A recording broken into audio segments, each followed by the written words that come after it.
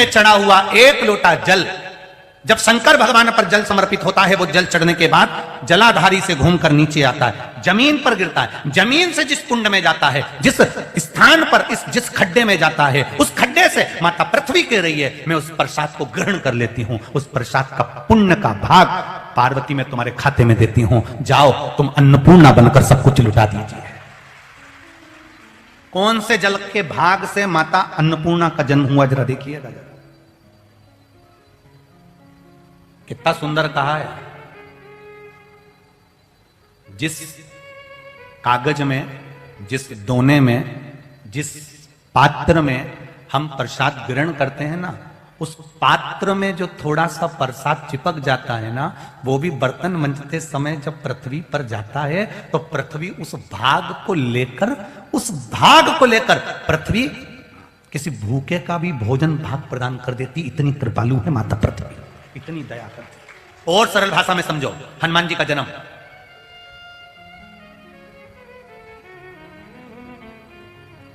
खीर का कटोरा निकला, बोलो सही है, अग्नि देवता से। खीर के दो भाग हुए, माता कैकेयी ने लिया, माता कौशल्या जी ने लिया। यज्ञशाला में तीसरा बर्तन नहीं था, तब एक दोना पात्र आया, एक पत्ते का एक पात्र बनाया गया। उस पत्ते के पात्र में माता कौशल्या ने, माता कैकेयी ने अपना अपना भाग उसमें दे दिया। माता सुमित्रा को, सुमित्रा जी ने खीर खाई, पत्ता पटक दिया और माता सुमित्रा ने वो पत्ता नीचे पटका। एक बांदरी उस पत्ते को चाट कर चली गई, उसका भी गर्व ठेर गया। यहां राम जी, भरत जी, शत्रुघ्न जी, लक्ष्मण जी का जन्म होता है तो उस बांदरी के गर्भ से श्री हनुमान जी का जन्म होता है। मात्र उस पत्ते का एक झूठा भाग ही चाट जाने पर, एक झूठे भाग को प्राप्त कर लेने पर उसका फल प्राप्त हो जाता। अन्नपूर्णा मैया का जो अवतार, आप लोगों से कई बार हम कहते हैं, आप लोगों ने ध्यान दिया होगा, हम कई बार समझाते हैं। कभी हम आपसे कहते हैं कि साहब ये बेलपत्री अशोक सुंदरी वाली जगह पे चढ़ाओ, कभी हम कहते हैं कि बेलपत्री की डंडी पीछे की ओर रखकर चढ़ाओ, कभी हम कहते हैं ये बेलपत्री पर शहद लगाकर चढ़ा दो, कभी हम कहते हैं इस पर दूध का भाग लगाकर चढ़ा दो, कभी हम कहते हैं कि ये आखिर कारण क्या है? स्थान की मूलता है कि शिवलिंग, और शिवलिंग जब शंकर भगवान का शिवलिंग रखा और ये पानी जहां से गिर रहा है, नीचे जा रहा है, जमीन पर जा रहा है, वो जमीन का पानी जिस खड्डे में जा रहा है, जिस जगह पर जा रहा है, वो पानी जहां गिरता है वो पृथ्वी उस भाग को ग्रहण कर, उस प्रसाद को ग्रहण कर पार्वती जी को वो वर प्रदान कर देती है कि आप पूरी पृथ्वी का फल अन्नपूर्णा बनकर लुटा सकती हो। उस प्रसाद का इतना बल बन सकता है महाराज। कोई कहता है गुरुजी ये रुद्राक्ष का जो पानी होता है, इस रुद्राक्ष का जो पानी है, हम रुद्राक्ष को, जो सीहोर का हम रुद्राक्ष लेकर आते हैं, कुबेरेश्वर धाम का रुद्राक्ष लेकर आते हैं, इसको हम पानी में गला देते हैं तांबे के कलश में, फिर इस पानी को शिव जी को चढ़ाते हैं, वो पानी हम लेकर आते हैं, उसको पीते हैं रोग की मुक्ति के लिए। एक पत्र आया,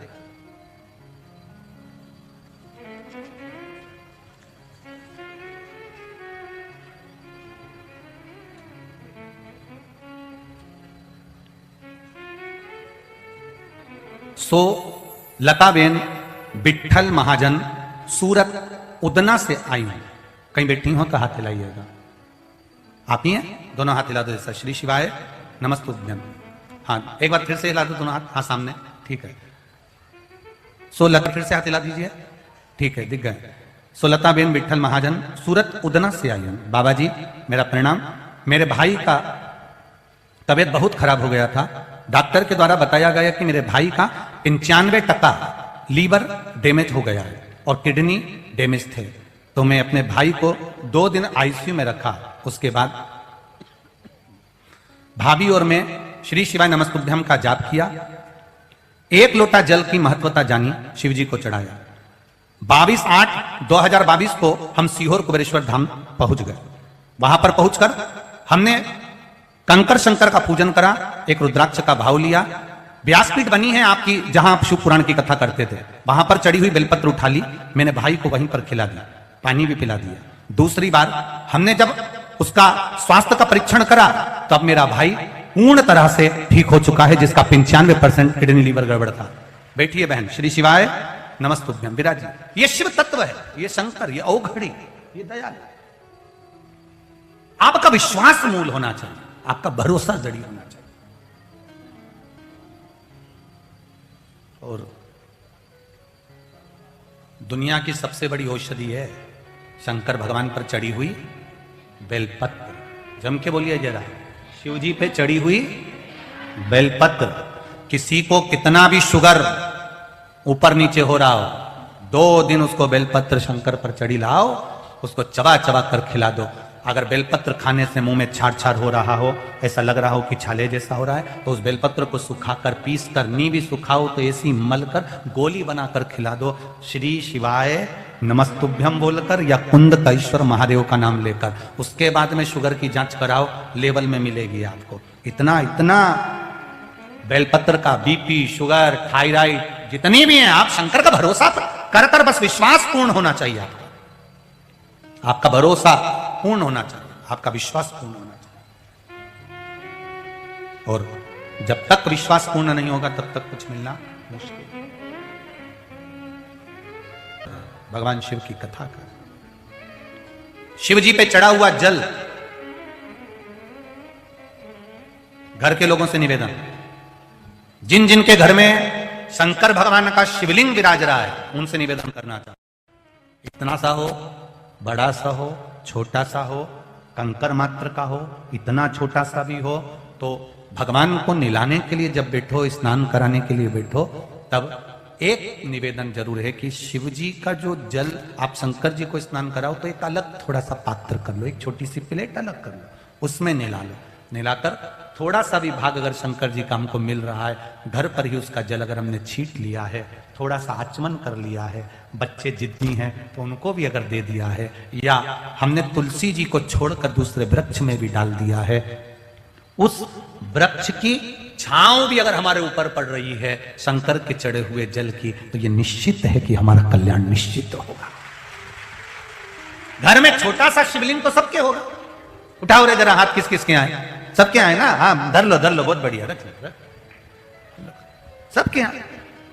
बस उसको अन्य देवताओं के साथ स्नान कराने की जगह एक छोटी सी प्लेट में रखकर भले इतना सा पानी चढ़ाया, वो बहुत उतना तो बाबा देवादिदेव के लिए, महादेव के लिए 1 लोटा जल सारी समस्या का हल। अब 1 लोटा जल तो महादेव को अपने घर में 1 लोटे जल से स्नान न कराकर थोड़ा सा भी कटोरी के जल से भी स्नान कराया तो उसने स्वीकार करा।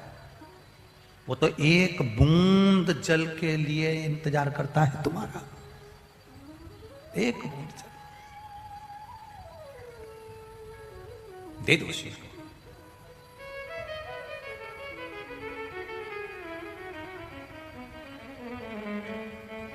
महाराज शिव कथा कह रही है, जहां पानी गिरा, शंकर भगवान पे चढ़ा हुआ शिवलिंग का जल पृथ्वी देवी में जब जाता है, खड्डे में जब जाता है, मैं हर जगह पर हम इस बात को कहते हैं और आज भी कह रहे हैं, जितने शिवालय हैं, जितने शंकर जी के मंदिर हैं, उन सबसे निवेदन है, आपके मंदिर का चढ़ा हुआ जल या तो एक कुंड बना लो या एक खड्डा बना लो, उसमें जाना चाहिए, उसको नाली में मत बहाना। नाली में अगर गंदी नाली में शंकर का चढ़ा हुआ पानी जाता है तो दोष लगता है, वो गंदी नाली में नहीं जाना चाहिए। शिव जी पे चढ़ा हुआ जल एक खड्डे में चले जाए, एक गहरा खड्डा बना लो, पानी अंदर सोख लेगा, या फिर पाइप के द्वारा उसको पेड़ पौधे में डलवा, पर प्रयास करिएगा कि वो पानी नाली में ना जाए, गटर में ना जाए, गंदी जगह पर ना जाए, उस पानी का सदुपयोग हो, उस पानी का सदुपयोग।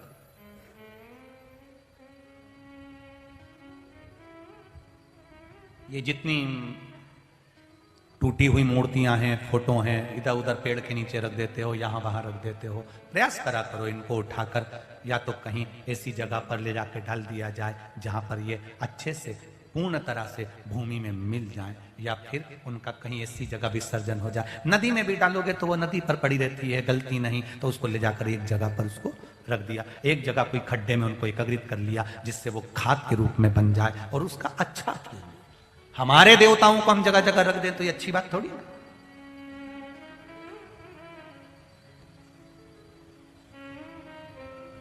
इंदौर में जीतू पटवारी जी ने कथा करवाई थी, तो हमने उसमें मूर्ति के लिए कहा था कि गणेश जी का विसर्जन अच्छी जगह करना, तो लोगों ने, इंदौर के लोग, अभी जब शुक्ला जी ने कथा कराई तो वहां पर लोगों ने लिख कर भेजा कि अब की बार जितनी भी मूर्तियां थी उन सबको नगर निगम ने बड़े अच्छे से लेकर गए और उनको अच्छे से विसर्जन किया। उसके लिए बहुत बहुत इंदौर नगर निगम को साधुवाद, इंदौर नगर निगम को उसके लिए बहुत बहुत साधुवाद।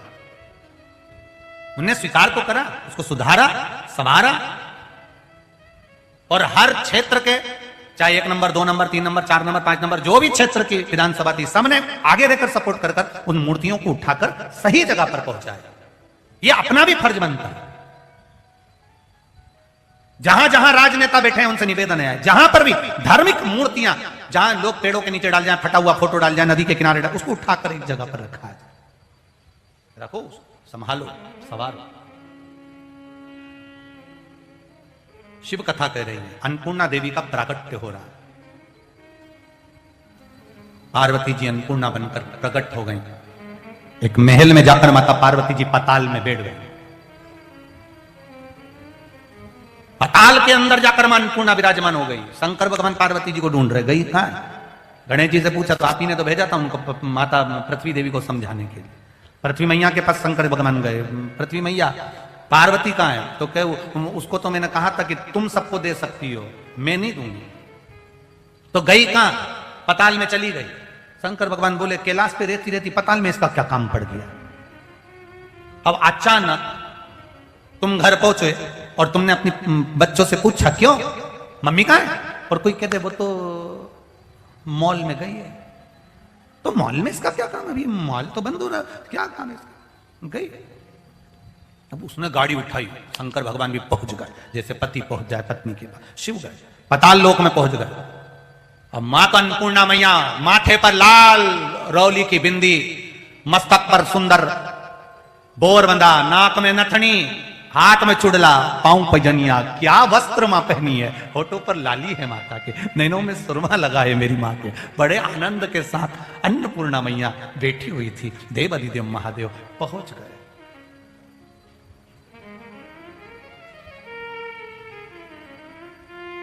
अब इन्होंने तो डायरेक्ट, बहुत अंतर आता है। देखो, एक नारी, एक पुरुष, आज के छोरा छोरी इतनी देर तक अपना चेहरा ढोते रहते, घिसते रहते, घिसते रहते, घिसते रहते, घिसते रहते। इनको देखकर कभी कभी मेरे मन में आता है, तो मैंने 1-2 बार आकाश से भी कहा कि आकाश, इनको अगर एक पका हुआ चंदन की मुठिया दे दी जाए और कहा जाए शंकर जी के लिए चंदन घिसना है, तो इतनी बैठी इसमें से 1 घंटा कोई चंदन नहीं घिसेगा। और इनसे कह दिया जाए तो काली काली दिख रही है तो अपना चेहरा घिसेगी, कहीं क्रीम नया लाया, तो 1 घंटे तक वो पार्लर वाली क्या एक जैसी बैठी, घिसे जा घिसे जा।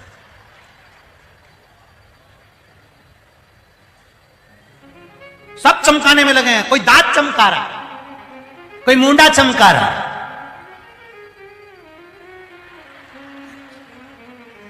नखून में भी इतनी कारीगरी करेंगे, इधर से नीला दिखना चाहिए, नीचे से पीला दिखना चाहिए, इतनी कारीगरी। और उसमें भी ऐसी सफेद वाली से ऐसी टिप टिप मारे,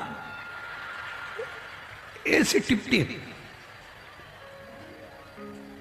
और फिर देखा तो उसका नखून, और इतनी कारीगरी, इसमें पीला, इसमें हरा, वारी चंद्र घंटा, गजा, क्या कारीगरी। और फिर उसका नखून कोई नहीं देखे तो बार बार देखा नखून। अब इतना तो बता, इतना तुम चेहरा घिसो, हाथ पैर घिसो, और कहीं का तुमसे कह दे रही नवनाथ महादेव का दर्शन करने जाना है, 1 घंटा चंदन घिसो, एक नहीं घिसेगी ये। देखो, फालतू की काम बंद करो। घिसा घिसाया चंदन की डिब्बी मिलती है, डब्बी लिया और लगाओ। जैसे तुम चंदन की डब्बी लाते हो आज के जमाने में, इसलिए डायरेक्ट फेशियल करने का भी डब्बी आ गई। उसको तुम्हें डायरेक्ट बस ऐसा पोत लो और 2 ककड़ी धर लो, के बाद खाता। अब इनसे ये अपने आप तो घस लेगी, पर चंदन नहीं घसेगी। महादेव ने कहा इनके पास चंदन घिसने का भी समय नहीं है, इनके पास कोई समय नहीं बचा। शिव जी कहते हैं बस इतना समय निकाल लेना, 1 लोटा जल लेकर मेरे पास आ जाना, उतने में कल्याण कर दूंगा। बहुत समय लगाने की जरूरत नहीं, सारी समस्या का हल 1 लोटा जल। केवल जल भी चढ़ाया तो उसमें मेरी पूर्ति है। मां अन्नपूर्णा देवी के पास में देवाधिदेव महादेव ने जाकर आवाज लगाई, अन्नपूर्ण हे पार्वती, हे पार्वती। पार्वती कुछ सुन रही, पार्वती तो अन्नपूर्णा बन गई, अब काय को सुनेगी।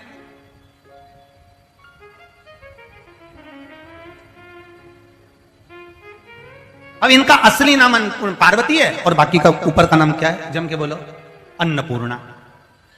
अब ये पार्वती पार्वती बोल रहे, पाताल लोक में कौन सुन रहा है इनका? कहां की पार्वती?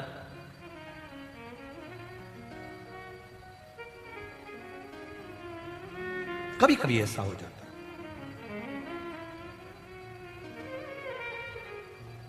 जैसे एक वो हलवाई को हनुमान जी बना दिया और रावण ने पूछ लिया कौन है तू? उसने कह दिया मैं नाथूराम हलवाई। अब उसको कहना था कि मैं हनुमान, और ओरिजिनल पे पहुंचा। अब शिव जी कर रहे हैं पार्वती, पार्वती सुनती नहीं क्योंकि माता अन्नपूर्णा बनकर बैठी है। शिव जी को क्रोध आ गया, वापिस आ गया। देवादिदेव महादेव वापिस आए और राते से ही उन्होंने तुरंत पृथ्वी देवी से पूछा क्या बात है, ये पार्वती बोलती क्यों नहीं है? पार्वती को हुआ क्या है? तो कि ये ऐसे बोलने वाली नहीं है, संसार का भरण पोषण करने वाली बनी है, सबका पेट भरने वाली बनी है। तो सबका पेट भरने वाली बनी है तो इसके भीतर अहंकार आ गया क्या? अहंकार नहीं आया है। महादेव आप अन्नपूर्णा के पास जाओ तो ये सोचकर मत जाना कि अपनी पत्नी के पास जा रहे हो। अन्नपूर्णा के पास जाओ तो ये सोचकर जाना कि संपूर्ण विश्व के कल्याण का पेट भरने के लिए माता से भिक्षा मांगने के लिए जा रहे हो। आप जाओ अन्नपूर्णा के पास भिक्षा मांगने जाओ। गए, देवादिदेव महादेव पहुंच गए। माता भिक्षाम देही, भिक्षाम देही। अन्नपूर्णा महारानी के सम्मुख में भिक्षा मांगी जा रही। भिक्षा दे दो, भिक्षा दीजिए। सुना अन्नपूर्णा मैया जो अंदर सिंहासन पर पाताल लोक में बैठी थी, आई। आते से उन्होंने तुरंत शिव जी को देखा। देखकर अक्षत की भिक्षा माता पार्वती जी ने, माता अन्नपूर्णा ने शिव जी के पात्र में दे दी। अन्नपूर्णे सदा पूर्णे शंकर प्राण वल्लभे। मां अन्नपूर्णा जो शिव की प्रिया हैं, शंकर की आनंद देने वाली हैं, वो शिव जी के पात्र में भिक्षा प्रदान करती हैं। भिक्षा मिलते ही देवादिदेव महादेव उस पात्र को लेकर जाते हैं। उस पात्र में से एक चावल का दाना उठाकर देवादिदेव महादेव उस चावल को प्रसाद के तुल्य भूमि पर देते हैं। भूमि पर दिया भी तो कहां दिया?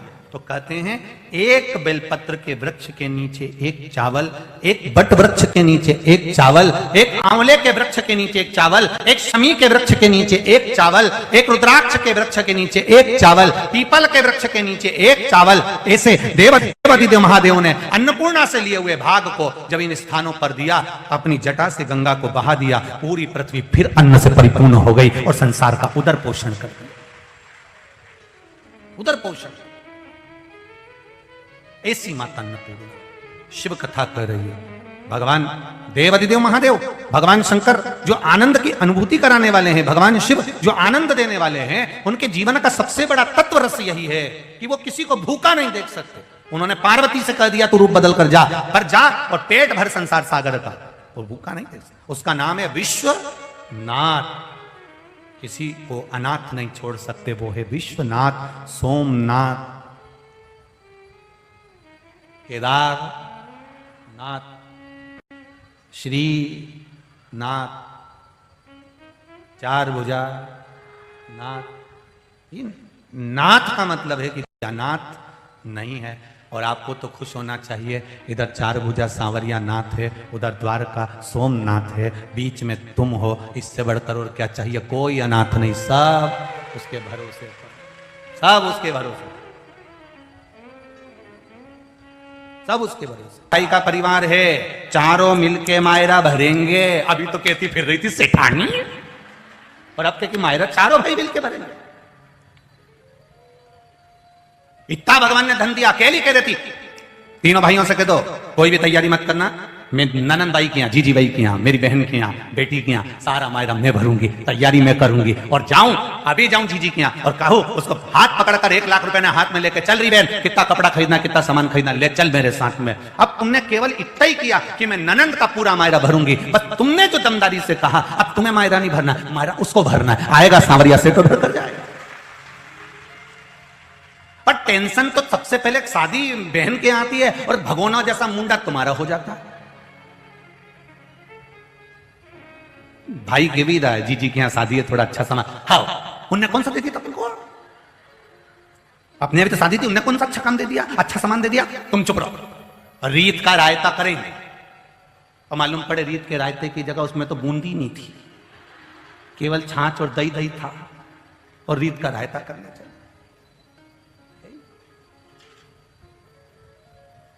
खुश होकर करो, प्रसन्नता में करो।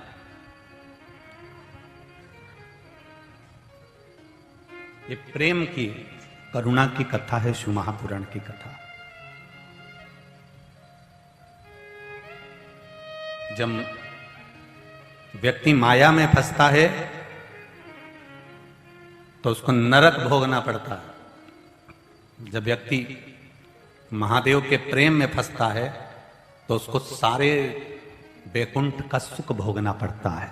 ये उसके लिए नरक का रास्ता नहीं खोलता है। सारी समस्या का हल एक लोटा जल आप जब भगवान शिव को दे रहे हो, दिल से समर्पित कर रहे हो, मन से प्रदान देगा, ये निश्चित है।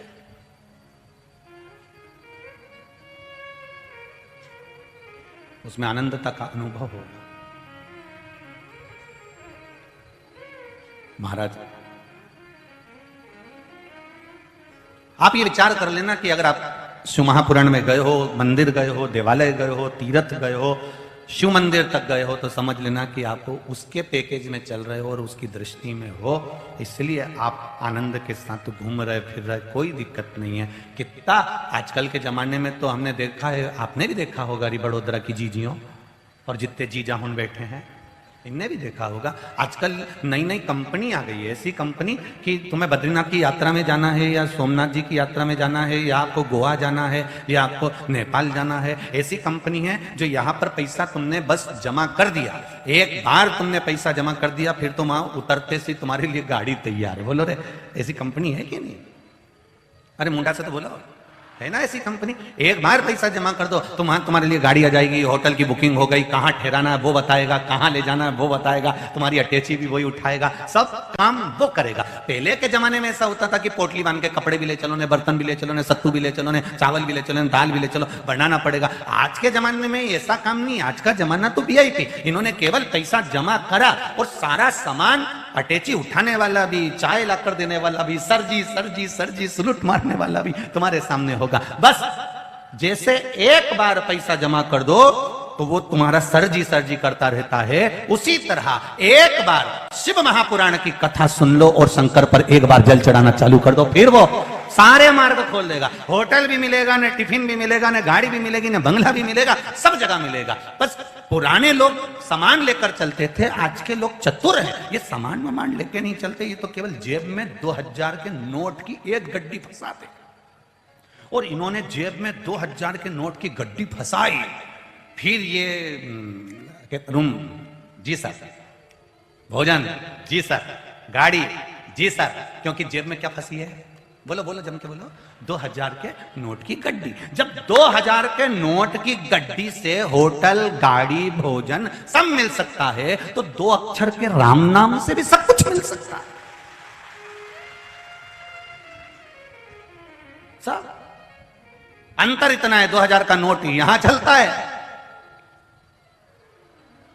वारे चतुरो, क्या जोरदार। हमको मालूम होता तो आधा प्रवचन तुमसे करवाते, पक्का है। क्या जोरदार जोरदार। एक बात तो है, गुजरात गुजरात है जी, सही है, बिल्कुल जोरदार। धन्य बड़ोदरा वालों, प्रणाम, खूब खूब साधुवाद। अब कह सकते हैं केम छो, मजा मार। बस ये आनंद है, मिठास। 2000 का नोट यहां चलेगा और 2 अक्षर का नाम वहां चलेगा। यहां भी जेब में नोट रखना पड़ता है और राम नाम को दिल में रखना पड़ता है। दोनों साथ दे जाते हैं। 2000 यहां साथ देगा और राम नाम वहां साथ देगा। पूछा जाएगा, तुम्हारे पास में अगर कोई वो कार्ड हो तो उसको ऐसे फंसा दो, फंसा के तुम कमरे में आराम से जाओ। आजकल तो होटल में भी रूम ऐसा आ गया, बिना कार्ड का कमरा ही नहीं खुलता। पहले तो चाबी वाला कमरा होता था, आजकल तो कार्ड वाला हो गया, कमरा में भी फंसाना पड़ता है तब कमरा खुलता है। हम भी यही सोच के बैठे, राम नाम, कृष्ण नाम, शिव नाम वो कार्ड है, जब तक इसको फंसाओगे नहीं तब तक बैकुंठ जाओगे। वो बैकुंठ जाने का मार्ग प्रशस्त कर देता है वो कार्ड। शिव नाम, राम नाम, कृष्ण नाम, ये कार्ड।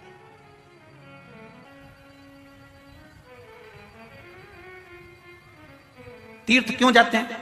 कथा में क्यों जाते हैं? संतों के पास क्यों जाते हैं?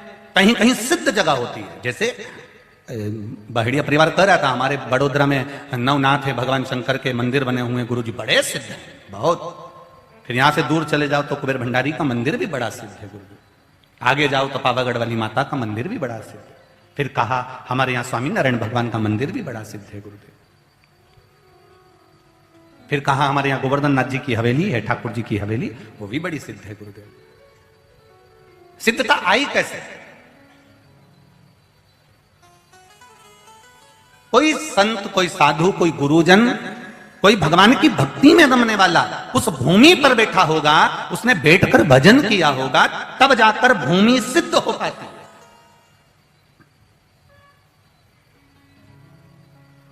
और सरल भाषा में चलो, ये तो ठीक है अपनी जगह पर, और सरल में चलो, जिसकी जमीन उपजाऊ नहीं होती, जिसके पास में खाद नहीं होता, जिसके पास में पैसा नहीं होता खाद डालने के लिए, वो क्या करता है? वो किसान क्या करता है? फिर राजस्थान से कोई ऊंट और भेड़ लेकर आता है। राजस्थान से जब वो ऊंट और भेड़ लेकर आता है तो जिसके पास में खाद नहीं होता, जिसके पास में जमीन में लगाने के लिए पैसा नहीं होता, वो भेड़ वाला जो भेड़ लेकर आता है, बकरी लेकर आता है, उसके हाथ जोड़कर कहता है कि तुम्हारी बकरियों को, तुम्हारी भेड़ों को एक रात के लिए हमारी जमीन पर रखो। बोलो रे सही है कि गलत है? एक रात्रि हमारी जमीन पे तुम्हारी भेड़ बकरी को रखो। क्यों? उसके पास में खाद नहीं है, उसके पास में जमीन में लगाने के लिए पैसा नहीं है, उसके पास में यूरिया खाद कुछ नहीं है, वो तो गरीब बड़ा बेचारा। तो उसने कहा एक काम करो, ये बकरी, ये भेड़, ये ऊंट आप हमारी जमीन पे एक रात्रि के लिए रखो। और वो एक रात के लिए भेड़ बकरी को अपनी जमीन पर बिठा देता है, रख देता है। उससे फिर वो भेड़ बकरी दूसरे दिन चली जाती है तो इतना खुश होता है कि मेरी जमीन में वो बल आ गया कि 5 साल तक खाद देने की जरूरत ही नहीं पड़ेगी। एक बार बैठी थी वो भेड़ बकरी, एक बार जमीन पर बैठी और जमीन को इतना बलवान बना दिया कि 5 साल खाद देने की जरूरत नहीं पड़ी। वो जमीन इतनी बलवान हो गई कि उसको किसी चीज की जरूरत नहीं, कोई खाद की जरूरत नहीं, केवल वहां वो भेड़ बकरी बैठे थे, इसलिए 5 साल उस जमीन में बल आ गया और फसल भी एक नंबर आई। उसी तरह हम जितने तीर्थ में जाकर बैठते हैं, हम जितनी कथा में जाकर बैठते हैं, हम जितने तीर्थ, कोई सिद्ध जगह पर जाकर बैठते हैं, इसका कारण क्या है?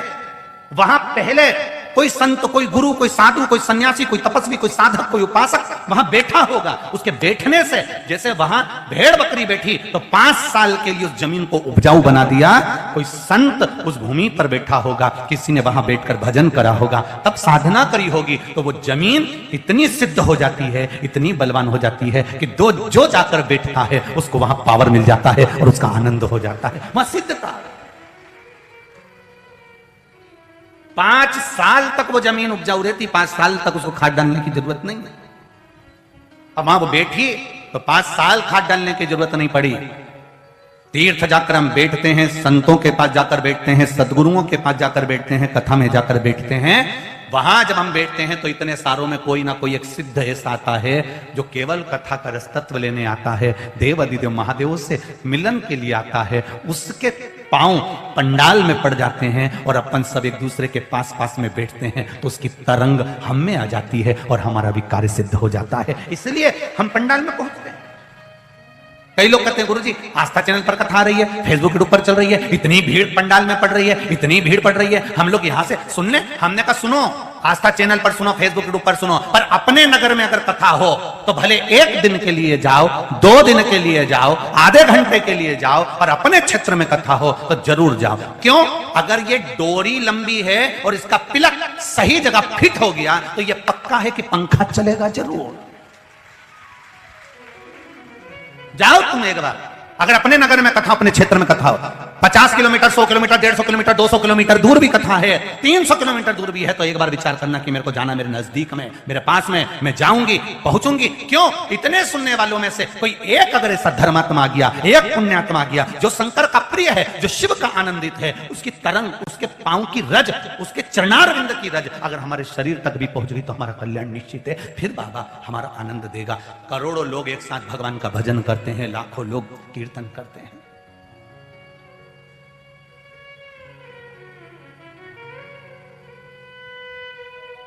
सिद्ध जगह हो गई। कई लोग कहते हैं गुरुजी वो कुबेरेश्वर धाम आपका सीहोर का, हम लोग गए, वहां से मिट्टी लाए, हम ये करें, हम वो करें, हम वहां से कंकर लिया, उसका आनंद हमको मिला, उसका फल हमको मिला, वहां ऐसा क्या है? हम कहते हैं कुछ नहीं, केवल वहां बैठकर जो भजन करने वाला है, श्री शिवाय नमस्तुभ्यम, वहां जो भूमि का कंकर शंकर है, वहां केवल भजन करने वाला केवल दिल से पहुंच जाता है। एक पत्र आया देखिए,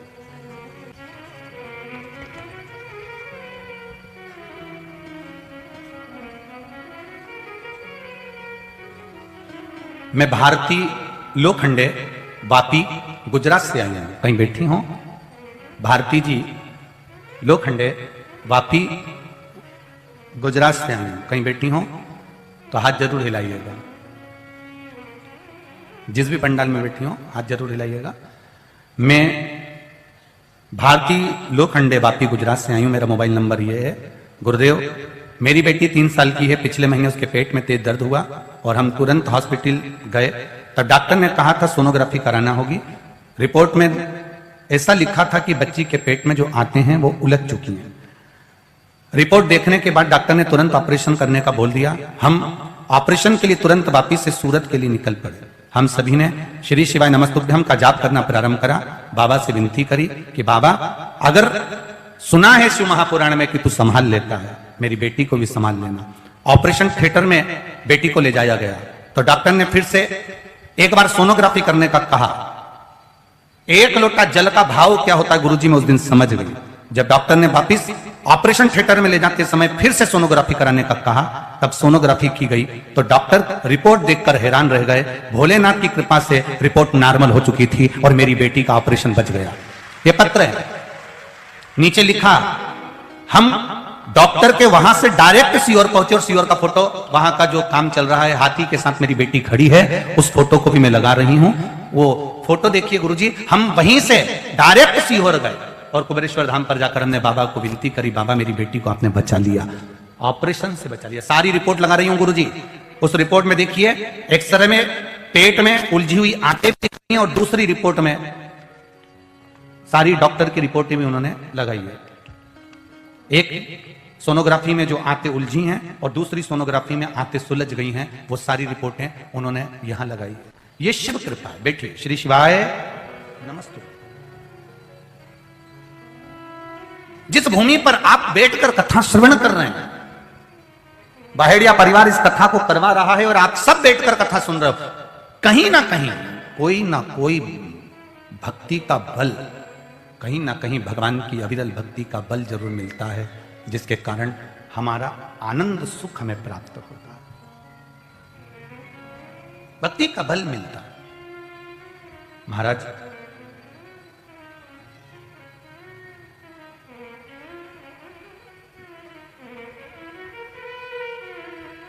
परमात्मा से इतना जरूर कहते रहा करो, भगवान नींद पूरी हो या ना हो पर मेरा स्वप्न पूरा जरूर करना।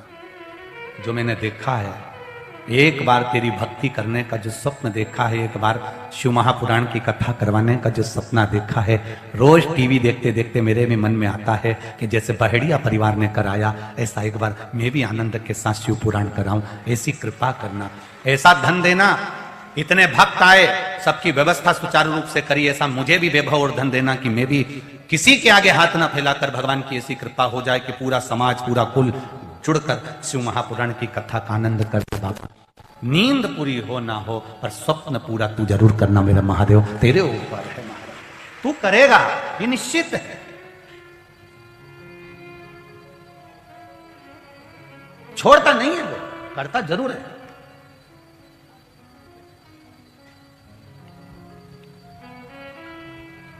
एक बार एयरपोर्ट के अंदर घुस गए, पहुंच गए, प्रवेश कर गए, तुमने अपना एक बार एयरपोर्ट के अंदर चले गए और एक बार तुम्हारा आईडी टिकट मिकट सब बन गया, उसके बाद में सील ठप्पा लग गया, उसने चेक कर लिया, उसके बाद तो जिस फ्लाइट का तुम्हारा टिकट है वो फ्लाइट वाले तुमको ढूंढ के अंदर हवाई जहाज में जरूर भरेंगे, ये निश्चित है। तुम भले बाथरूम में छुप जाओ चाहे कहीं पे भी छुप जाओ, आवाज लगाएंगे, जी जी कमला बेन, जहां कहीं भी हो तुम्हारी फ्लाइट खड़ी है, फ्लाइट लेट हो रही है, तुम्हारे चक्कर में कमला बेन छुप के बैठी, नहीं जाऊं, जा।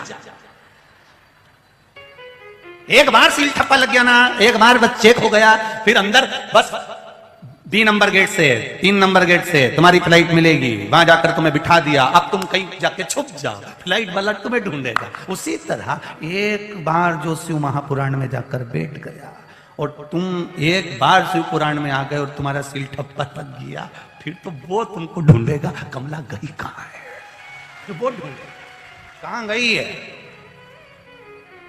अच्छा, ट्रेन में ऐसा नहीं होता, होता ट्रेन तो चली जाएगी, वो तुम्हारा इंतजार नहीं करेगी।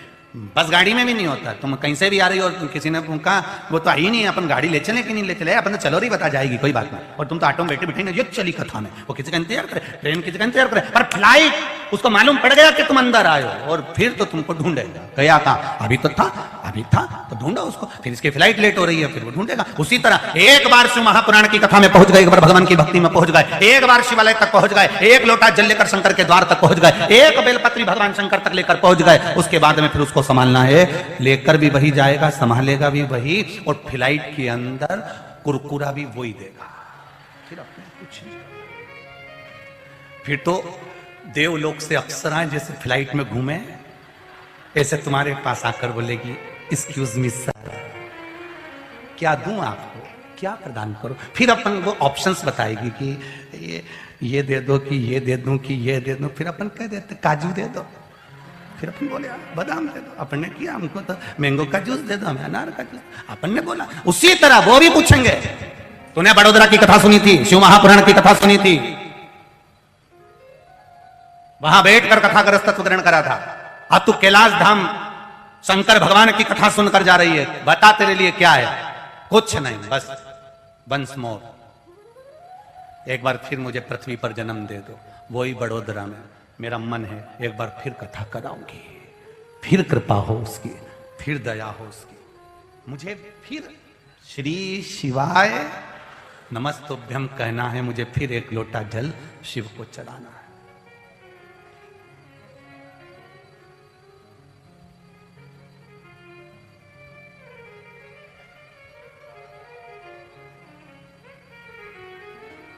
ना हमारे पास में तंत्र है, ना मंत्र है, ना कोई भभूत है, ना कोई विद्या है, ना बांधने के लिए मोली है, ना कोई नारियल है, ना कोई धागा है। यहाँ तो केवल प्रेम का बंधन है देवाधिदेव महादेव से आप। और कई लोग कहते हैं, क्यों महाराज ऐसा क्या है तुम्हारे पास में, यहाँ लाखों लोग, ये काय का प्रभाव, ये प्रभाव प्रभाव दिखाने के लिए नहीं आते हैं, ना तो तुम हमको प्रभाव दिखाने आओ, ना हम तुमको प्रभाव दिखाएं, हम तो उसके सहारे पर आते हैं और कथा कर कर चले जाते हैं। बाचता वो है, सुनता वो है, और कथा करवाता भी वही है। केवल अपन निमित्त मात्र हैं, केवल निमित्त। और आपको सियोर वाले महाराज से मतलब रखना भी नहीं चाहिए। दूसरे महाराज कह के हमसे मतलब रखो, उनसे रखो, पर हमारे से मतलब मत रखो। आप मतलब रखो देवाधिदेव महादेव से, आप मतलब रखो सांवरिया सेठ से, आप मतलब रखो चार भुजा नाथ से, आप मतलब रखो नाथ द्वारा के नाथ से, आप मतलब रखो पावागढ़ वाली माता से, आप मतलब रखो एकलिंग जी से, आप मतलब रखो द्वारिका के नाथ से, आप मतलब रखो नवनाथ से, आप मतलब रखो कुबेर भंडारी से। तुम्हें किसी व्यक्ति या विशेष से मतलब नहीं रखना, हमें मतलब रखना हमारे परमात्मा से। और परमात्मा कभी आपको ढोंग और प्रपंच में नहीं पटकेगा, परमात्मा कभी आपको ढकोसले में नहीं ले जाएगा, अंधविश्वास में नहीं ले जाएगा। मंदिर में जाना अंधविश्वास नहीं होता, एक लोटा जल चढ़ाना अंधविश्वास नहीं होता, परमात्मा का भजन करना अंधविश्वास नहीं होता। वो परमात्मा के भजन में लग जाओ बस, और कुछ भी नहीं करना। हम भ्रम में ना पड़े, हम भगवान की भक्ति में पड़े। और जिस दिन हम भगवान की भक्ति में पड़ गए, उस दिन हमें सुख का अनुभव हो जाए। कई जगह पर लोग भटक जाते हैं, खूब भटकते हैं साहब, बहुत भटकते हैं।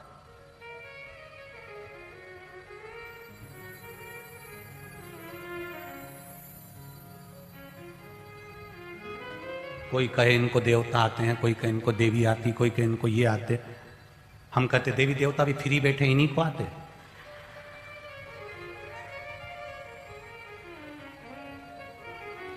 जब तो हम छोटे थे सोमानी जी, एक बार एक गांव में कथा करने गए, वहां सबको आ गए। वो व्यासपीठ के सामने खूब चिल्ला चोट करे कि इनको ये आए, इनको ये आए, इनको ये आए।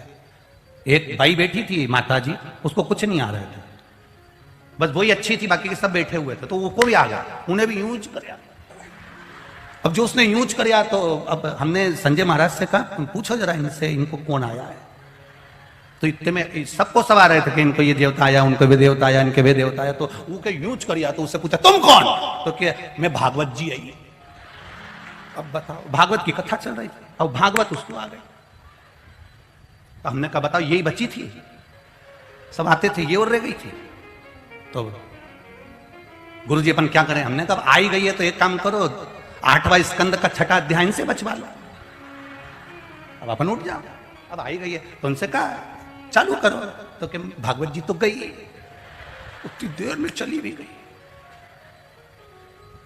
तब भी आई थी, 15 मिनट भी नहीं रुकी, गई। कथा फिर जारी। कहां हम पड़े हुए हैं, कहां हम जा रहे हैं? जरा विचार तो करो, किस किस और हम चढ़ते चले जा रहे हैं। हम भगवान को छोड़कर, परमात्मा को त्याग कर, हम किस भ्रम की ओर जा रहे हैं, हम किस मार्ग की ओर भटक रहे हैं?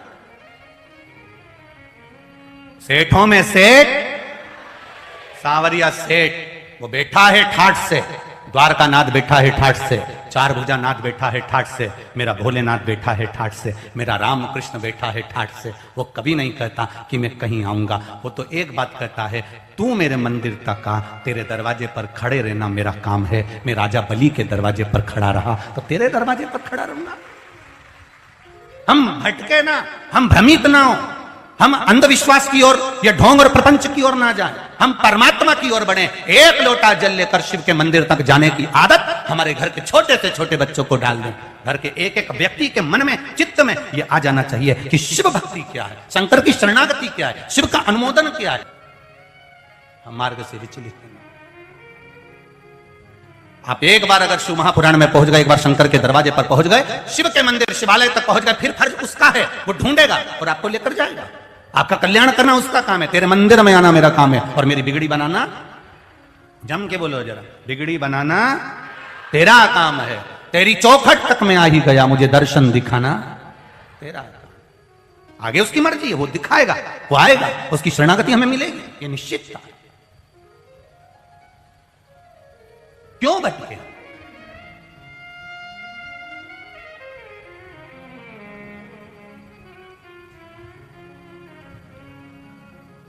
महाराज, एक प्रसाद की कितनी महत्वता होती है, कभी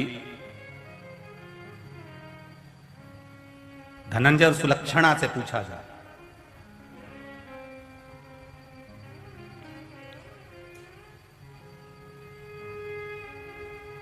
मार्गशीर्ष मास की पूर्णिमा को अन्नपूर्णा जयंती मनाई जाती है, मां अन्नपूर्णा की। पूरे भारत में 21 दिवस का मां अन्नपूर्णा का व्रत भी रहता है।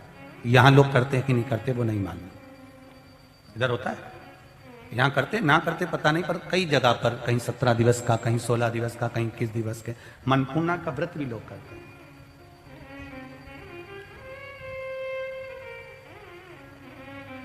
जरा विचार करिएगा, मां अन्नपूर्णा का प्रागट्य क्यों हुआ था? शिव जी को ऐसी कौन सी जरूरत पड़ गई थी कि मां अन्नपूर्णा के दरवाजे पर भिक्षा मांगने पहुंच गए? और जब माता अन्नपूर्णा शंकर भगवान को भिक्षा देना ही नहीं चाहती थी तो शंकर भगवान उनके दरवाजे पर गए क्यों?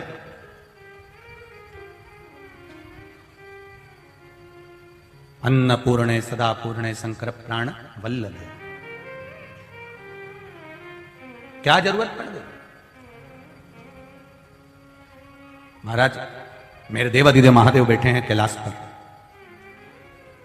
इतना पाप बढ़ गया संसार में, इतना पाप बढ़ गया, इतना पाप बढ़ गया कि पृथ्वी ने अन्न देना बंद कर दिया, झरनों ने, नदियों ने, सरोवर ने, तालाब ने जल देना बंद कर दिया, कुएं, बावड़ी, तालाब जल नहीं दे रहा है, पृथ्वी अन्न नहीं दे रही है।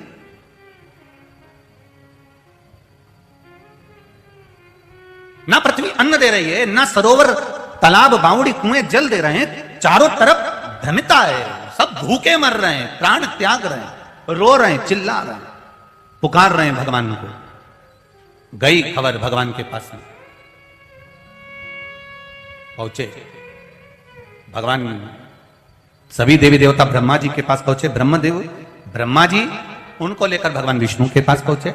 नारायण से जाकर कहा प्रभु कुछ कृपा करिए, सब हाहाकार मचा हुआ है, भूखे मर रहे हैं, पानी नहीं है, अन्न नहीं है, प्यासे हैं लोग, अन्न का भाग नहीं मिल रहा। 25-25, 30-30 दिन हो गए, अन्न का भाग नहीं है, ना जल मिल रहा है, कुछ कृपा करिए, करुणा करिए। भगवान नारायण ने कहा चलो देवादिदेव महादेव के पास चलते। भगवान शिव जी के पास में गए, आवाज लगाई, संवेदन करा, बार बार प्रार्थना करें, हे बा सुनो तो सही, मुझे तेरा ही सहारा मेरे।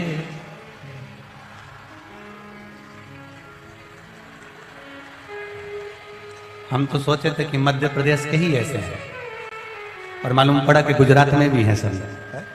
जो भजन चालू पहले तुम खड़े हो गए। उस दिन बाहेड़िया परिवार में सूरत वाले सोमानी जी जब आए थे तो हमने उनसे कहा कि बहुत शांतिपूर्ण एरिया है ये गुजरात का, ये क्षेत्र बड़ोदरा वगैरह। तो कह रहे थे नहीं गुरु जी, केवल बड़ोदरा ही नहीं, पूरा गुजरात ही हमारा शांत का क्षेत्र है, पूरा गुजरात। और गुरु जी बता रहे थे सोमानी जी की यहां पर माताएं जेवर पहन के भी अगर रात्रि को भी निकलती हैं तो गुरुदेव किसी की सामर्थ्यता नहीं कि कोई उनके गले की ओर हाथ बढ़ा ले। इतना सेफ है हमारा गुजरात, इतना सेफ, इतनी सुरक्षा है, बहुत बढ़िया। जब हम यहां से गाड़ी में से जाते हैं तो माताएं ऐसा करती है, आज हम कर लेते हैं, आज हम कर लेते हैं, ऐसी करती है ना।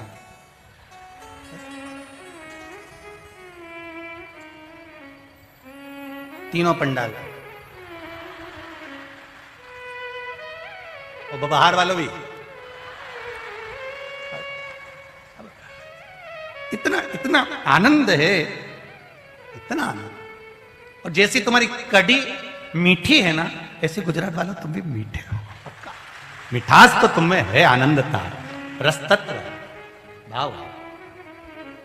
बस ऐसा ही प्रेम मेरे शिव के प्रति, मेरे भोलेनाथ के प्रति, भगवान के प्रति बना रहे। यही जीवन का एक आनंद सुख है, यही रस तत्व है। महाराज शिव महापुराण की कथा कर रही है, भगवान देवादिदेव महादेव का चरित्र कर रहा है। शिव जी ने कह दिया तुम अपने कर्म में लग जाओ, कर्म प्रथम, कर्म प्रधान, कर्म करने से पीछे मत हटो। तुम मेहनत करो, कर्म करो, फल मेरा देवादिदेव महादेव अवश्य देगा, ये निश्चित है। आप अपने कर्म से पीछे मत हटना, करे जाओ, लगे रहो, बस जरूर करो। एक पत्र आया है, देखिए।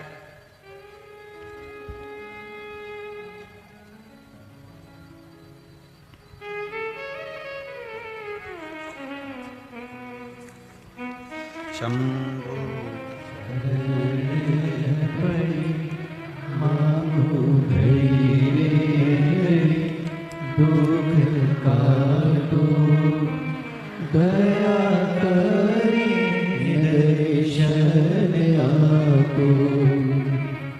मेरा नाम किरण,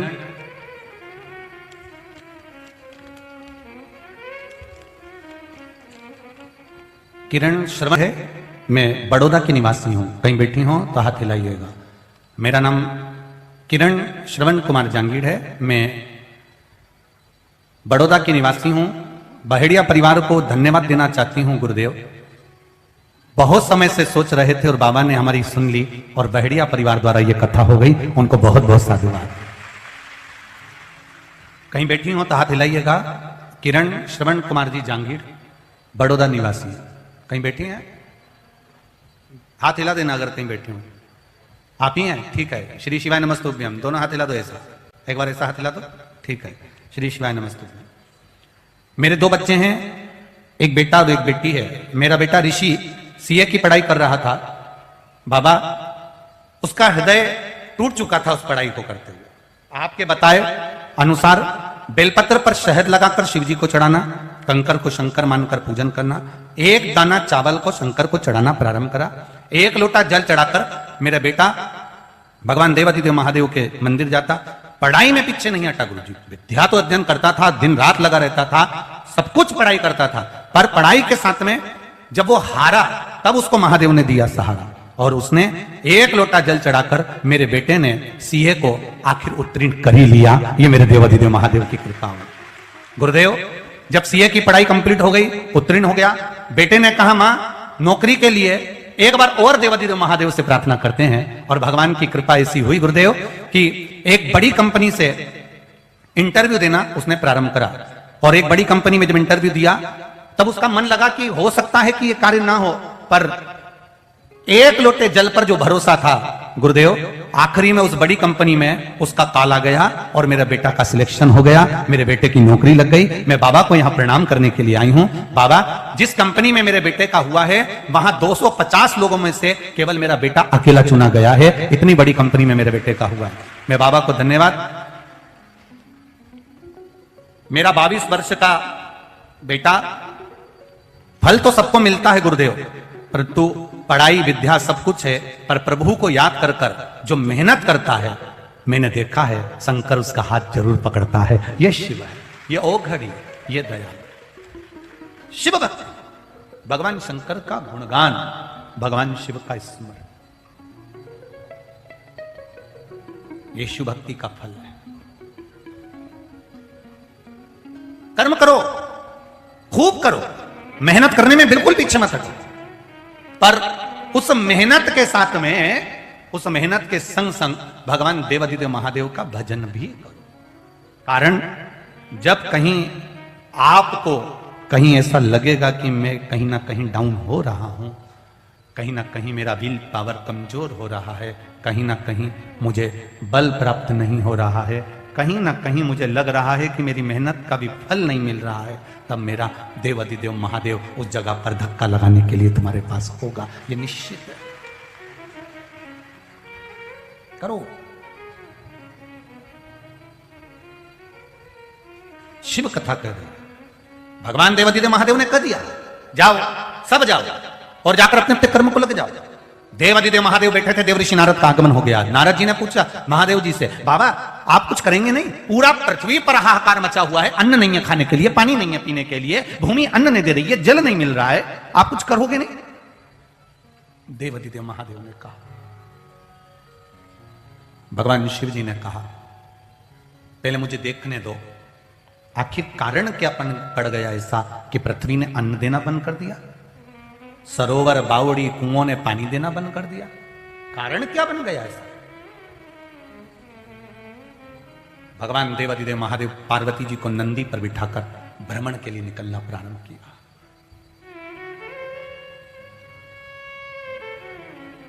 जैसे ही भ्रमण के लिए माता पार्वती को लेकर निकले और पार्वती मैया को लेकर जब निकले, क्या देखते हैं कि चारों तरफ सूखा पड़ा हुआ है, हाहाकार मचा हुआ है, लोग रो रहे हैं, कोई मर रहा है, कोई के प्राण जा रहे हैं, कोई को अन्न नहीं मिल रहा, तकलीफ पर तकलीफ, तकलीफ पर तकलीफ सब भोग रहे हैं। देखा, बड़ा दुख हुआ देवादिदेव महादेव को। उन्होंने पार्वती जी से कहा, पार्वती तेरे से कुछ कहना है।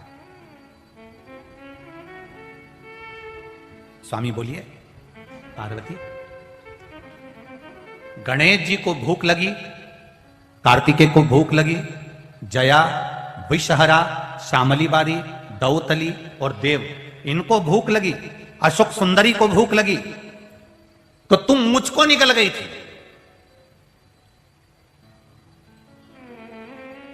और कुछ देर के लिए तू विधवा हो गई थी, बेधब्य हो गई थी, फिर अपनी नासिका से तूने मुझे प्रकट करा, मेरा नाम ध्रुमवान हुआ, तेरा नाम धूमवती हुआ, तू ध्रुमावती माता बन गई, मैं ध्रुव है। पार्वती ने कहा, प्रभु बोलो तो सही, मुझे क्या करना पड़ेगा? तू इस पृथ्वी के पास जा और पृथ्वी से पूछ कि आखिर वो अन्न क्यों नहीं दे रही है। एक स्त्री का भाव एक स्त्री ही समझ सकती है, एक नारी की दशा को नारी ही जान सकती है।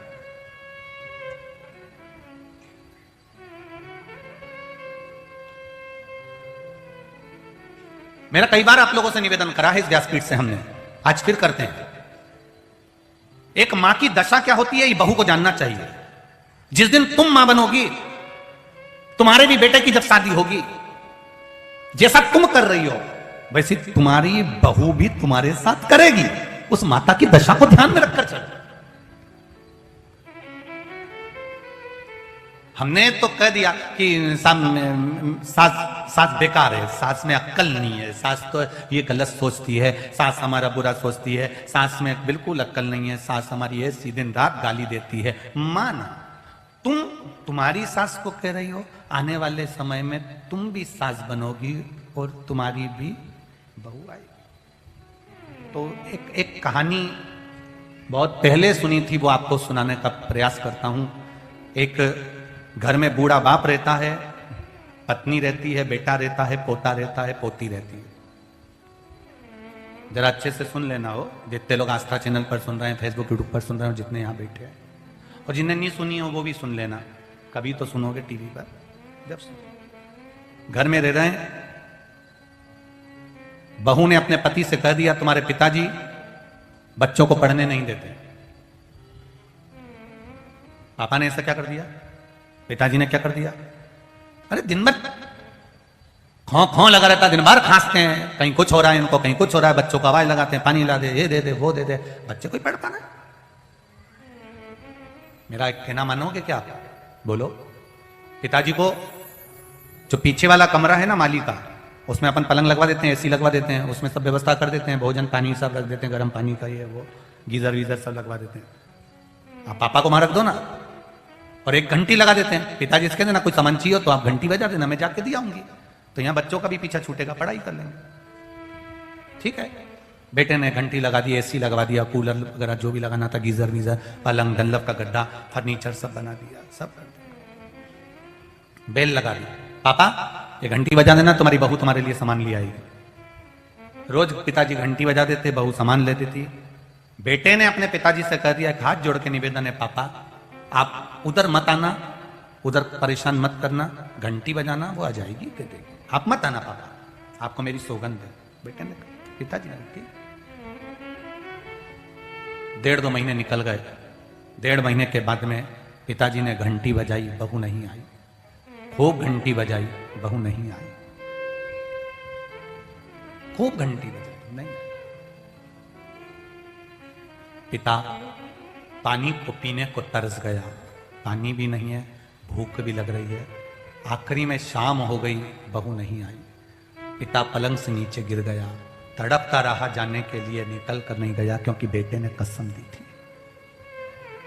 बेटा भले कसम ना निभाए, पर बाप कसम निभाना जानता है साहब, बाप कसम निभाना जानता है। गिर गया पलंग से नीचे, बेहोश पड़ा हुआ है।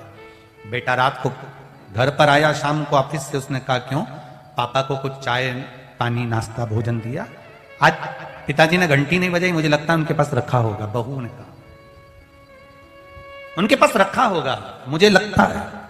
बेटा गया, पीछे बहू भी गई, पीछे बच्चे भी गए। जाकर देखा तो पिताजी पलंग से नीचे पड़े थे।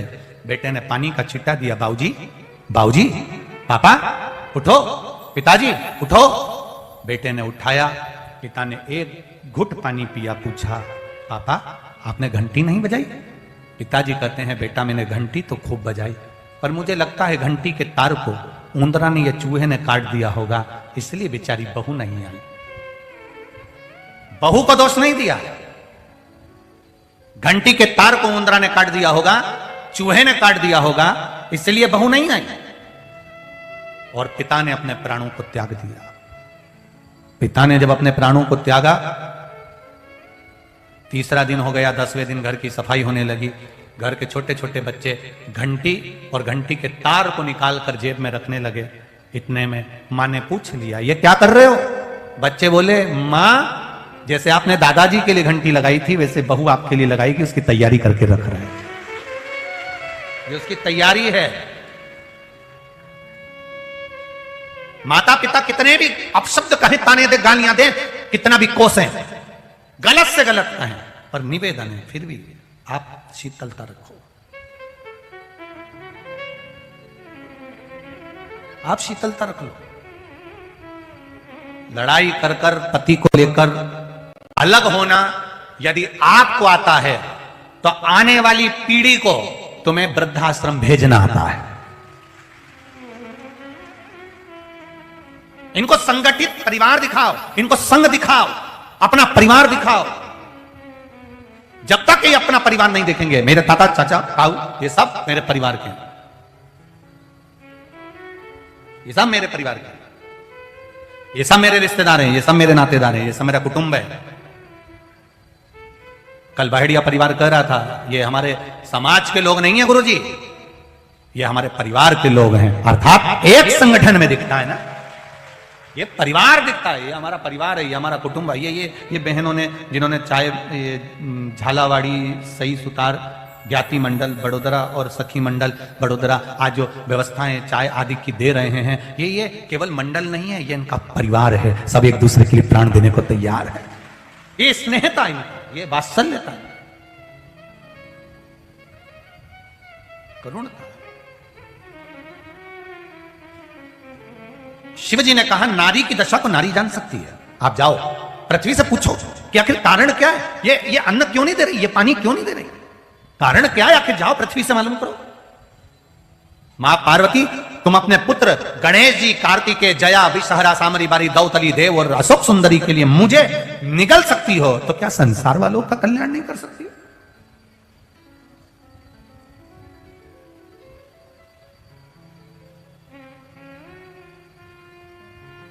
घर का माता पिता एक ऐसे होते हैं, बच्चे ने पूरा पैसा वो क्रिकेट में लगा दिया, बच्चे ने पूरा पैसा डब्बे में लगा दिया, बच्चे ने पूरा पैसा शेयर मार्केट में लगा दिया, मुंह उतार के बैठा है। मां ने पूछ लिया क्या हो गया, बोल नहीं पा रहा। दूसरों ने बताया ऐसा हो गया, मरने के लिए जा रहा था, हमने रोका। इतने में माँ बेटे के पास आकर बोलती है, बाप अपने पुत्र के पास आकर बोलता है, क्या मरना, टेंशन मत ले, ये ले मेरे गले की चेन ले जा, बेचिया, प्रॉपर्टी बेच दे, पर छोरा मरने का मत सोचना, तेरे पीछे पूरा परिवार जुड़ा हुआ है। छोरे को ये सोचना चाहिए कि आज मेरे बाप ने मुझे बचा लिया, आज मेरी माँ ने मुझे बचा लिया, आज के बाद गलत काम नहीं करूंगा, अब मैं पथ पर चलूंगा, मेरे पिता के मार्ग पर चलूंगा। बहुत सारी कंपनियां खुल गई रे, इतनी नई नई कंपनी खुली है, तुम्हारा 1 करोड़ का 2 करोड़ कर देती है और थोड़ी दिन बाद तुम्हें रोड पे कर देती है। ऐसा ऐसा गेम चल गया, इस गेम में जाओगे इतना मिल जाएगा, इस गेम में जाओगे इतना मिल जाएगा। जिसने गेम बनाया उसको आज तक नहीं मिला, बापड़ा तुझे निचोड़ने के लिए बनाया, और तुम समझ ही नहीं पा रहे। तुम कह रहे हो मम्मी, मां कह रही है क्या करता रहता दिन भर मोबाइल पर, क्या करता रहता दिन भर मोबाइल पर। मां कहे तो बुरा लगे, बाप कहे तो बुरा लगे। और जिस दिन खड्डे में गिर गया, कर्जे में डूब गया, पुलिस दरवाजे पर खड़ी थी, पकड़ कर ले जा रही है, अब रो रहा है मां और पिता के पास में। ये गेम के चक्कर में हो गया, गेम खेल रहा था, सब चूना लगा दिया, कर्जे में लदा लूं, अब डायरेक्ट अकाउंट से पूरा पैसा कट गया, डायरेक्ट इसने यहां खेला और वो अकाउंट से गया, अब रो रहा है, मर रहा है, कर्जे में लदा लूं मैं।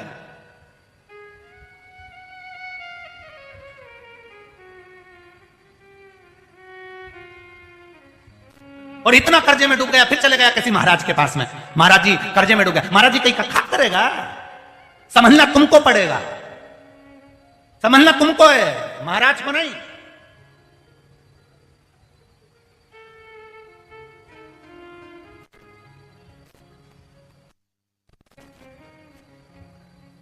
दुनिया में जैसे बड़ी मछली छोटी मछली को खाने के लिए तैयार रहती है, ऐसे बहुत पड़े हैं तुमको निपटाने के लिए।